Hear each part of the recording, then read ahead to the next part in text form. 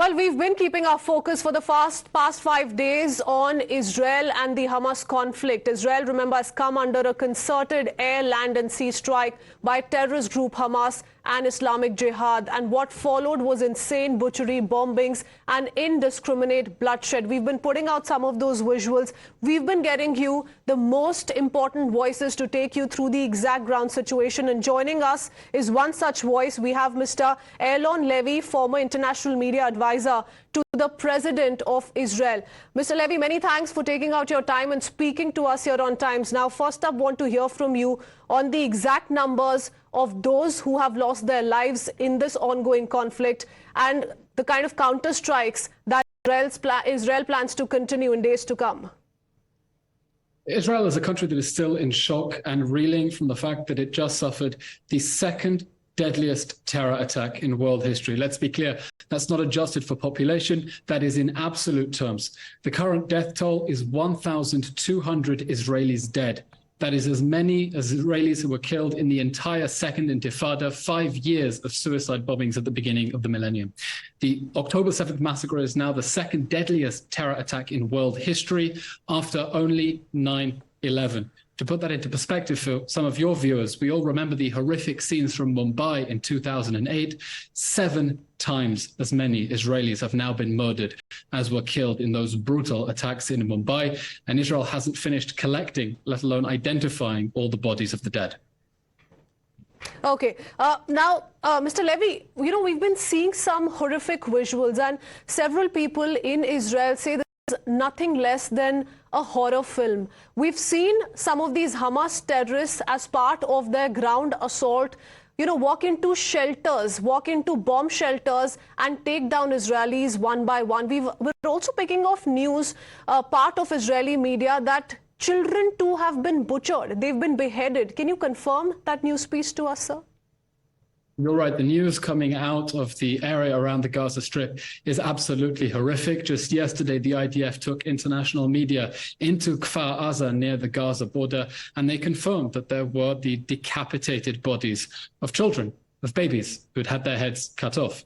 Now, when Israel says that Hamas is like ISIS and it will deal with Hamas like the enlightened world destroyed ISIS, it means exactly that. This was a terror organization that not only committed unspeakable savagery, unspeakable cruelty, unspeakable barbarity, it also filmed everything, sent it on Telegram, uploaded it on Facebook, on social media, so that their supporters could see and draw encouragement from the bloodshed and the brutalization of innocent Jewish children, innocent Jewish elderly people, women, men, all across the area of the Gaza Strip.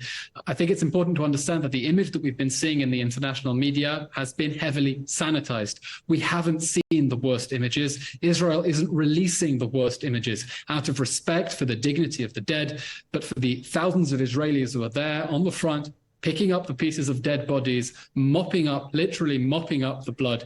They've seen things that no one should ever see. And this is a country that is now determined not to gain deterrence against Hamas, not to buy more time against Hamas until next time, but to eradicate the terrorist jihadist group called Hamas, so it can no longer pose such a threat to Israel and never again commit such barbarities.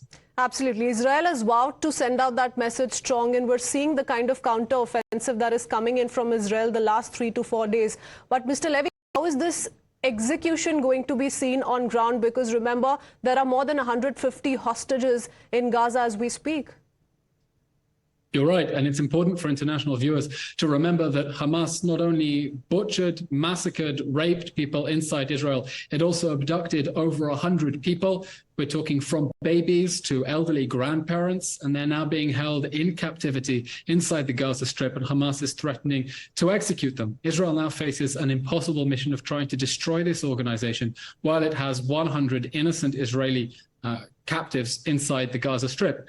If there is one point of encouragement, it's that so much of the enlightened world has come to Israel's defense and has been very clear that Israel has an unreserved right to defend itself. Just yesterday, we heard very moving remarks from President Joe Biden of the United States, who said that the United States stands behind Israel. And if such an attack had been perpetrated against the United States, he would expect America's response to be swift, decisive, and overwhelming. And that is exactly what the Israeli response is going to be like now. Okay. Swift, decisive and overwhelming. Okay. Well, and we've seen the U.S. live up to its promise. We've seen the first consignment of weaponry already reach Israel, of U.S. weaponry. But Mr. Levy, as far as the Israel retaliation is concerned, are you also, in a sense, planning a ground assault next? Because we do see the troops, in a sense, gathering at the Gaza border, the border with the Gaza Strip. So is that the next plan? Because so far we've seen an air assault, we've seen the Navy also swing into action.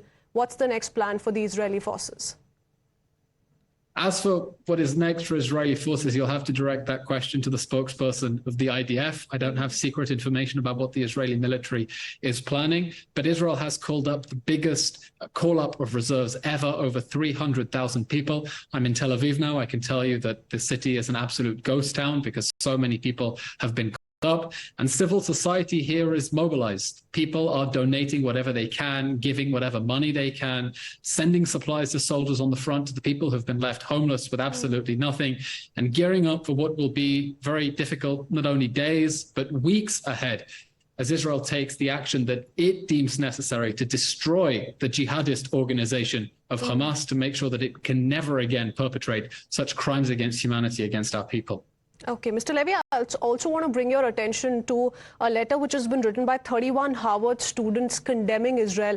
And I'm going to quickly quote an excerpt from the same. It says, Hamas attack did not happen in a vacuum. Palestinians continue to live in an open-air prison for over 2 decades. They're not talking about the brutality that's been unleashed, unfortunately, by the Hamas terrorists. All they're seeing is the number of years of oppression that Palestinians have been subjected to. How would you respond to these reports? As if the images of Hamas butchering innocent Jewish babies are not gut-wrenching enough, the response from many people, so-called progressives, so-called academics, so-called liberals, justifying, glorifying, celebrating the murder of innocents, really is enough to make one sick. The response across much of the West, much of the world, glorifying Hamas terror attacks is absolutely revolting. And I think we should be absolutely clear. The students, the academics, defending, celebrating Hamas's butchery of innocents should be treated exactly as if they were expressing support for Al-Qaeda or ISIS, and treated accordingly. Absolutely. That there's no equivalence in the kind of parallel that is being drawn today. Many thanks, Mr. Eylon Levy, for speaking to us here on Times Now. Appreciate you joining us and really praying for Israel. The entire country stands with the people of Israel. Thank you for speaking to us.